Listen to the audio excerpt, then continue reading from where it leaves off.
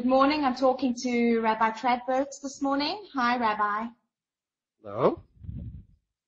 Rabbi, the first question I have for you today is, what is the Beth Din? The Beth Din is a Jewish court. People come to the Jewish court for disputes. Generally, major cities, not every city has a Beth Din, but major cities in North America and Europe would have a Beth Din, and its purpose is that if people have monetary disputes, they can come to the Beth Din and submit their dispute to the Beth Din, and it functions like a court.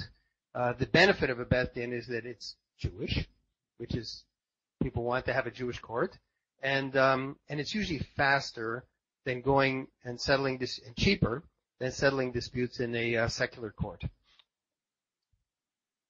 And who can come to the Beth Din? Can anybody approach the Beth Din?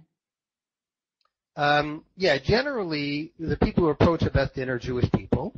Though if a non-Jew has a claim against a Jew, they can do that. Let's say someone contracted to have improvements done on their home, some renovations, and after the renovations the roof was leaking. So they want to bring that. So the owner of the home wants to bring that dispute to the Beth Din, so they can do that. They would come and make their claim. I'm claiming $10,000 damage.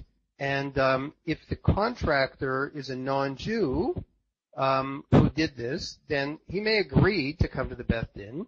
If he doesn't agree to come, there's not much you can do. It has to be voluntary, but they can both come. Generally, though, it's two Jewish people who have some type of a monetary dispute between them, and they want to have it settled in a Jewish court as opposed to a secular court. And if I needed to come to the Beth Din, I could just come myself and I can represent myself, or should I have a representative or a lawyer with me?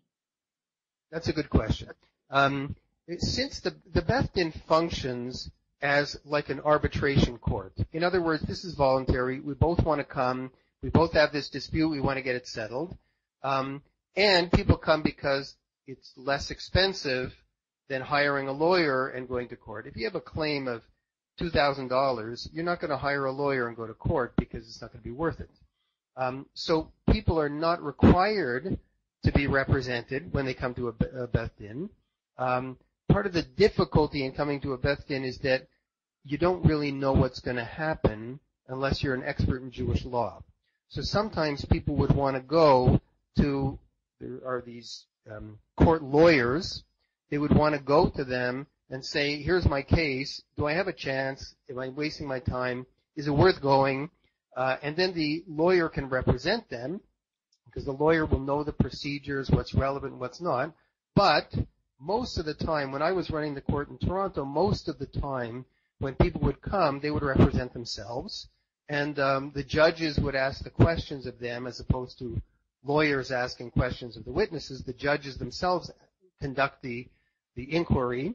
And so people would represent themselves. It was quicker. They knew the facts of the case, and they wouldn't need to spend the money to bring a lawyer.